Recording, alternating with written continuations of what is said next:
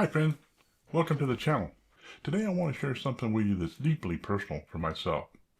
That is my iPhone and how I use it. Quite simply, the iPhone is a lot more than simple phone. There's many things that it'll do, especially even for a visually impaired person like myself. Take for instance, right now I am using an iPhone to record this video. All kinds of different features that are available on the iPhone that help it to become my better eyes. Anybody with a visual impairment, be you or someone you know, following along, understanding all the complexities. I understand it can be complex, especially for us older seniors that didn't grow up with this technology. We're going to walk through it, show you some features, how to find them, how to set them up, and how the iPhone has become my better eyes. Can for you too. Sound good? Check this out.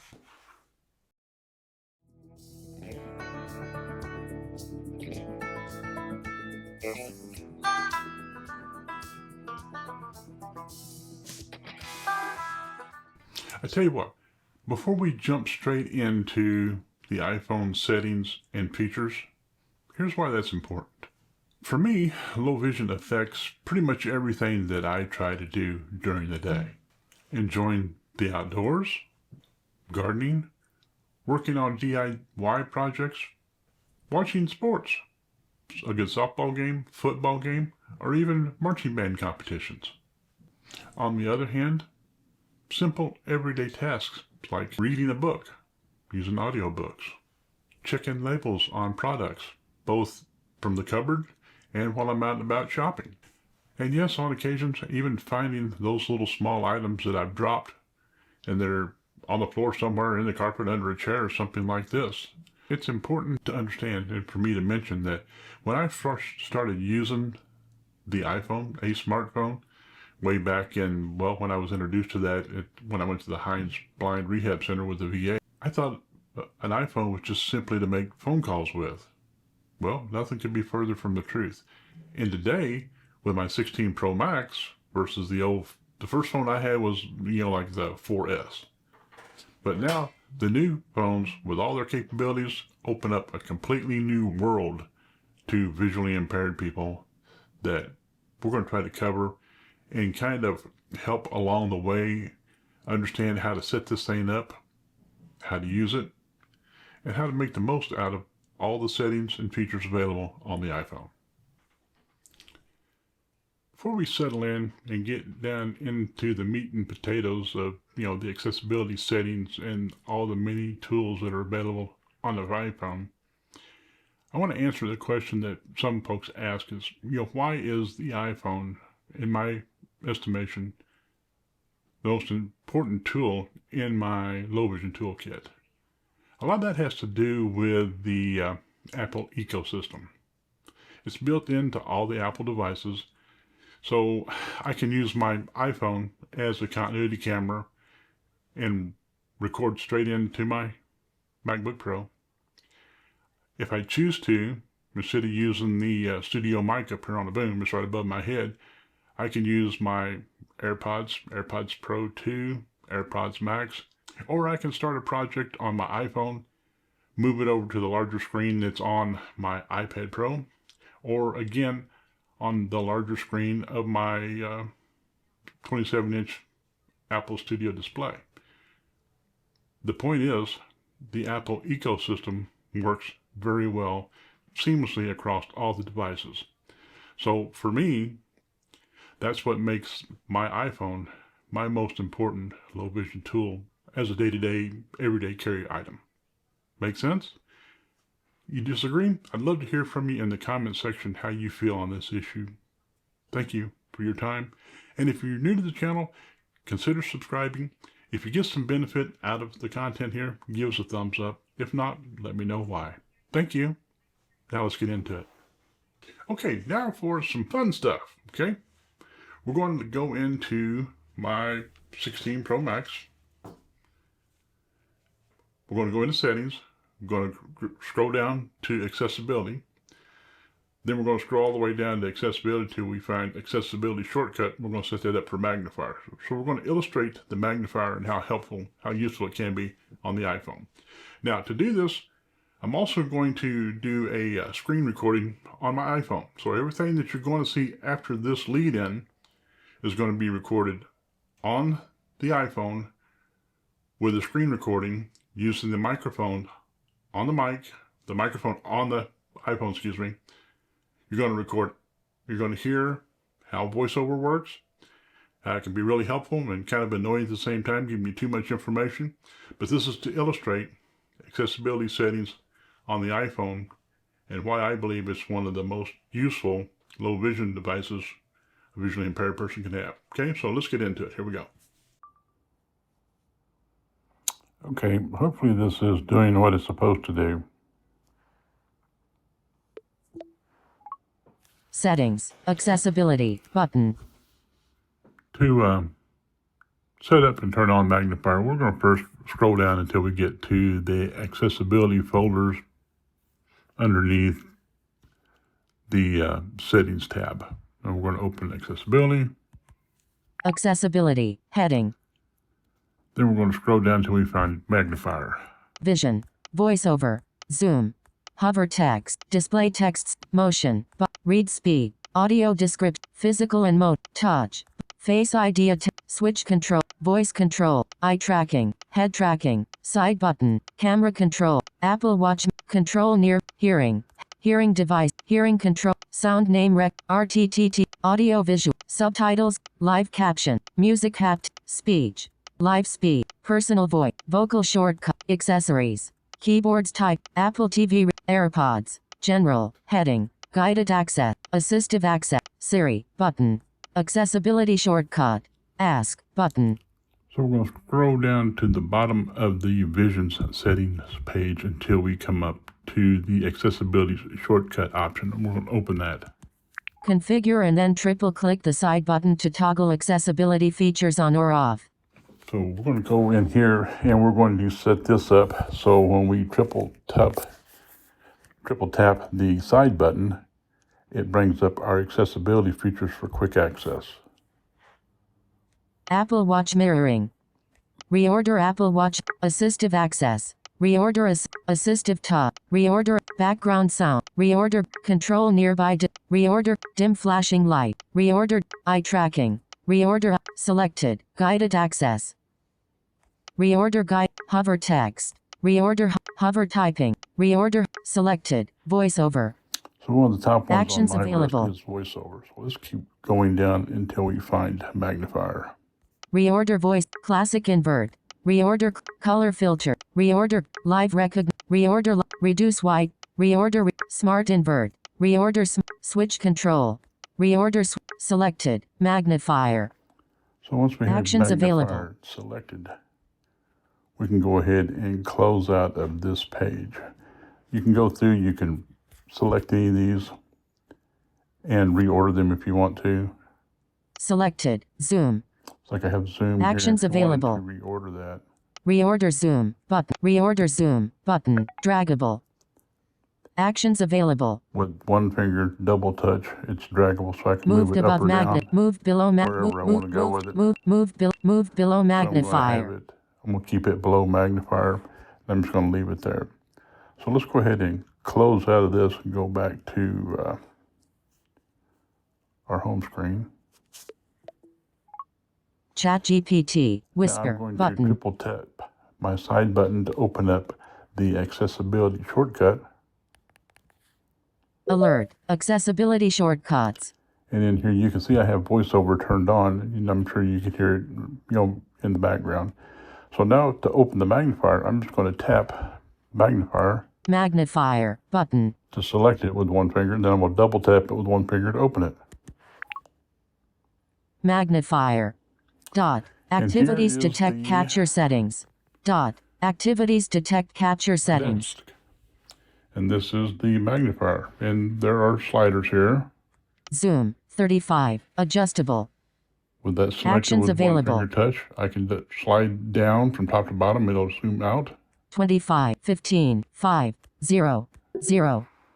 Then you can see there's my little studio display, little light. Here's the stuff that's on my script that I'm working from. This is what's on the desk. But if I wanted to zoom in on, say, the side of my iPad there, I just take this and Zoom 10, 20, 30, 40, 50, 60, 70, 80, 90, 100. and you can see what the side of my iPad looks like inside the Magic Keyboard. And some of the other things that are on my desk. And if you really wanted to see my keyboard, it'll focus in on it here in a minute. Viewfinder, image. That's real Actions close, right? available. Viewfinder, brightness, 60, 50, 40, If I adjust the brightness, 30, 20. that makes it a little bit easier to read, yes? Brightness, viewfind, explore image. So this is one of the Common. things that Activities detect capture is settings. really attractive about the iPhone and the accessibility settings is Magnifier. Better turn this off. Okay, that's just how easy it is to access the Magnifier app on the iPhone and use it to see small things. You can also use it outside. There's lots of other things that you can use Magnifier for, and if you're interested in that, post a comment down below. Let me know what kind of detail you'd like to have as far as, I might do a video on nothing but the Magnifier app and what it's all capable of and some different ways to use that.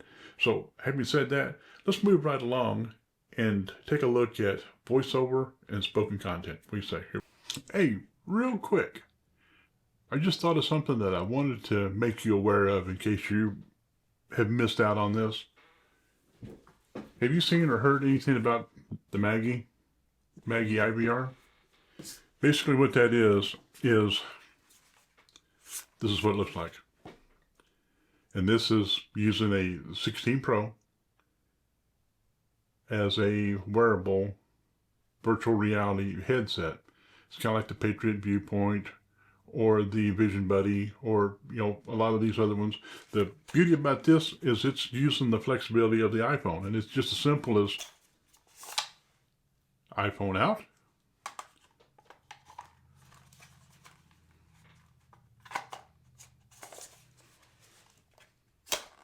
iPhone in. So you can use your iPhone as a phone, as a camera, or whatever else you'd want to use your iPhone for. Slip it into the Maggie IVR virtual reality headset, and you can expand the capabilities of the Magnifier. Sound intriguing? If you think so, let me know in the comment section down below. Maybe I'll throw some more information up about this. Now that I think about it, it's probably a good time to mention an important point. Although the iPhone is a really good device, and it works very well with the accessibility features provided by the iOS 26.1, it is not perfect. It'll be glitchy from time to time. Sometimes our old fingers, they miss buttons, or they don't swipe or tap or whatever quite where we want them to. In perfect in every way? Not really.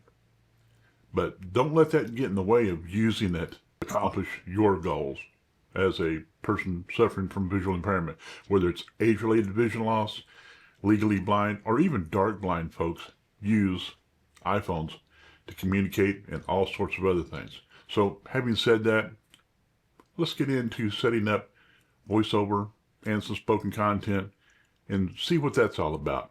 Okay, here we go. Okay, now then, we went into the settings. We scrolled down to accessibility. And one of the things that a lot of folks have trouble getting used to, especially if you're going from non-VoiceOver being turned on or a non-VoiceOver user to having VoiceOver turned on, it does change the way the gestures work and the way we interact with our phone. For instance, if I take one finger and I swipe from the left side of the screen to the right side of the screen, we'll scroll down the list that's appearing on the screen. Action button. Conversely, if I swipe from the right side of the screen to the left side of the screen, it'll move up that list. Accessibility button. So when VoiceOver announces something, that means that it's selected. So now I can take one finger and double tap on it to open that accessibility folder. Accessibility heading. Now the first thing that we run into when we get into accessibility is a box that describes what accessibility is in Apple's unique way of doing this. So if I take and swipe from the left side of the screen to the right side of the screen with VoiceOver turned on, let's see what happens. Personalize iPhone in ways that work best for you with accessibility features for vision, mobility, hearing, speech, and cognition. Learn more, link, heading. So it gives us the option of clicking on the Learn More, and it will go into more description as to what accessibility can and can't do and how it works. So let's go ahead and swipe one more time from the left side of the screen to the right side of the screen. Vision, heading. Okay, we're in the Vision heading. VoiceOver, on, button. And the first thing on the list under Vision is VoiceOver. And as you heard VoiceOver say, it's turned on. So let's go ahead and double tap on that since I've got it selected. VoiceOver, switch button, on. And again, using the gesture, swiping from the left side of the screen to the right side of the screen, we're going to scroll down this list of items. VoiceOver speaks items on the screen. Tap once to select an item. Double tap to activate the selected item. Learn more, link. What's new in VoiceOver, link. VoiceOver practice, button. VoiceOver tutorial, button. Speaking rate, heading. So among other things, Apple is really good about, providing tutorials on the device that you can go through and you can pick up more tidbits of information. Right now, let's go ahead and check out Speaking rate, heading. speaking rate. That is what makes it speak faster or slower. Speaking rate, 50, adjustable. So to adjust it with it selected, I can swipe with one finger up and down to increase or decrease the speaking rate. Or I can just select the slider with one finger. Speaking rate, 40, 30, 6, 7, 8, 6, 4, 50. Just by sliding 50. my finger back and forth. Okay, how about we get into some more fun stuff? Once we have selected the speaking rate that's appropriate, sometimes we'll speed it up, sometimes we'll slow it down, just to make it easier to listen to and easier to understand. Sometimes if we're in a big hurry, a faster speaking rate gets us through some boring stuff, but if we really need to focus on or make a valiant effort to pay really close attention, we might need to slow it down from time to time just to make it easier to understand and remember what it is that we're hearing, especially if it's something important. Enough of that. So now what are some other fun features we can get into when we're working with VoiceOver? Speech, button. Speech is another one that's important to customize for our individual needs that makes it easier to understand. Let's just open that up real quick. Primary voice, heading. And here's where you can establish, download different voices so the voice is more pleasing to your ear. Samantha, English, United States, button. I've played around with a bunch of these. I like Samantha. You might find something different. If you want to look into this, with it selected, we're going to double tap it with one finger. Edit voice, voice, Samantha, button. Rate, heading. Slider, 50, adjustable. So you can speed it up, you can slow it down. 55. Hello, 50. Hello, my name is 45. Hello, my name is Samantha. 40. Hello, my name is Samantha. I am an American English voice. Pitch, heading, slider, 50, adjustable. You can make it higher or lower. 45. Hello, my name is Samantha. 40. Hello, my name is Samantha. 35. Hello, my name is Samantha. 40. Hello, 40. 55. Hello, my name is Samantha. I am an American English voice. Speech volume, heading, slider, 1, adjustable. 1. Hello, 0.91. Hello, my name is Samantha. I am an American English voice. Timbre, 100, adjustable.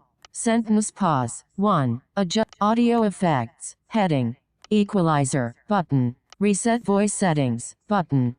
So this is where actions you go in available. and just customize each one of these voices to better suit your listening environment or your ears. There are additional voices. Additional voices. Add rotor voice button. You can add voices to the rotor if you'd like to use the rotor. I'm not a big rotor fan. And this comes in handy. I played around with this some. If you like a different voice for like the Mexican language or Spanish language, you can find something that's appropriate, male or female. Germany, same thing. French, the same thing. Chinese, you can find a voice that is more native sounded, I guess you could say, if you're comfortable with that. Voices added here can be selected. Pitch change. Switch button. On. I like to turn the pitch change on. That way it raises and lowers a little bit, puts a little bit more emotion in it, as far as I'm concerned. Detect languages. Switch button. Off.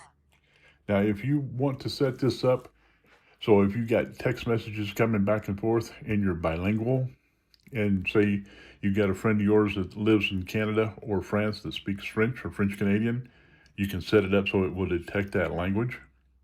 Vice versa with German, Chinese, Spanish, anything like that. You can come in and customize it. So whatever the native language is for the speaker, it will communicate it that way. VoiceOver will always speak with the current voice. Pronunciations button. If you've got a name or something that's difficult to pronounce, you can go in and you can teach it how to pronounce that. So, fun stuff, right? VoiceOver. Speech button. So backing out of speech, what else do we have here we can play with? Maybe we want to customize for our personal needs. Braille button. VoiceOver recognition button. VoiceOver recognition, let's check that out for a minute. That could come in handy. Using on-device intelligence. Your iPhone will automatically improve the accessibility of apps, images, and text. VoiceOver recognition should not be relied upon in circumstances where you could be harmed or injured, in high-risk situations, for navigation, or for the diagnosis or treatment of any medical condition. Now, some of this is really keyed to the AI, Apple Intelligence, all this kind of stuff that people are kind of, that's a hot button topic for today's technologies. If you've got one of the newer phones that are conducive to using these features, great. If not, you might want to check into it because they are pretty useful, more so than I ever thought they would be. Are they perfect? No. But do they add a new dimension to, a visually impaired person understanding what's going on? They sure do. Live recognition button. Your iPhone will describe objects and the environment around you. Image descriptions. Off button. Your iPhone will speak descriptions of images in apps and on the web. I've got that turned off because I tried it. To me, it just gives me more information than I really care for. It just kind of slows me down. May work great for you. Screen recognition. On button. I do like the screen recognition. This is why. Your iPhone will automatically make apps more accessible by recognizing items on the screen. That is both good and bad. Generally speaking, for me, it's a good thing because it helps me to recognize what's on the screen and what's available to me. Text recognition. Switch button. On. Now, the text recognition is a really good feature if you use your camera to read any kind of text, and this is why. Your iPhone will speak descriptions of text found in images. So if you use your camera and you throw up a medicine bottle or a package of something in the supermarket, and if you hold it still for a second and you allow it to focus, it will actually read what is in focus on the camera. Whether it's an ingredients list and you're wanting to look for or look out for this or for that, that really comes in handy when we're shopping or when we're out and about and we're trying to gather information without having to bother somebody or break out another device like a hand magnifier or something like that. The AI or Apple Intelligence, the camera with this, does all that for you. And it's really good. It works a lot better than I thought it would. Feedback style. Do nothing button. This is something you can go in and set. I just don't care for a lot of feedback. You may find it interesting. Speak. Play sound. Selected. Do nothing. Determines the feedback provided by VoiceOver recognition when active. So basically all it does is it just gives you a little warning that it's going to do something. And I don't really need that. Selected. Play sound. Speak.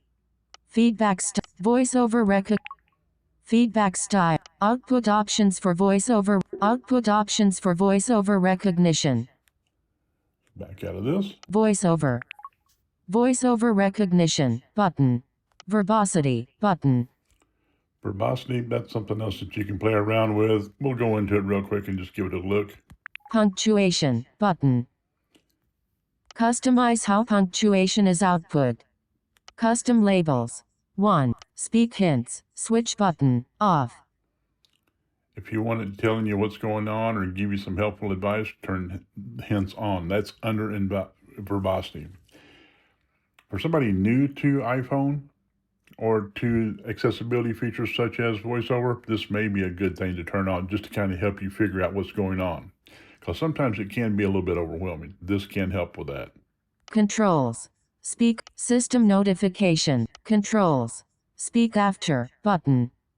System notifications. Button. Well, maybe I should back up here for just a second. Controls. Speak before. Selected. Speak after. Don't speak. Select. Speak but control. Verbosity. Back I think that button. might be kind of self-explanatory. Controls. System notifications. Quick nav announcements. Flashlight notifications. Capital letters. Speak. Deleting text. Links. Speak. Actions. Speak. More content. Container descriptions. Numbers. Word. Predictive text feed. List position. Table output. Table headers. Row column numbers. Determines whether this information is output when navigating tables. Rotor actions. Speak confirmation. Web rotor summary. Do emoji. Do not emoji suffix. Speaks the word emoji when emoji are read in text content. Media descriptions. Determines how closed captions SDH are output during media playback.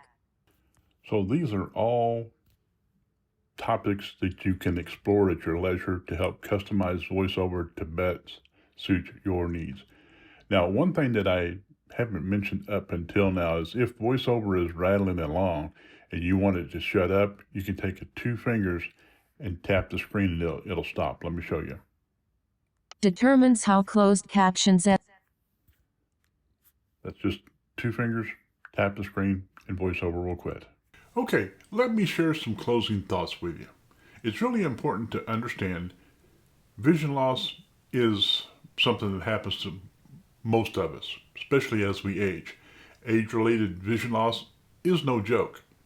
Now, some of us, when we're younger, we have debilitating injuries or illnesses that robs us of our detailed vision. Visual impairment doesn't need to rob you of your independence. The iPhone and Apple ecosystem helps to bridge that gap. It helps to be our eyes or improve our eyes through technology. So I hope you have gained some trust or some appreciation for these devices. And if you find this information useful, please consider giving me a thumbs up. You might want to subscribe to the channel if you're new to the channel. If you've got any questions or any comments you'd love to share, I really do enjoy hearing from you.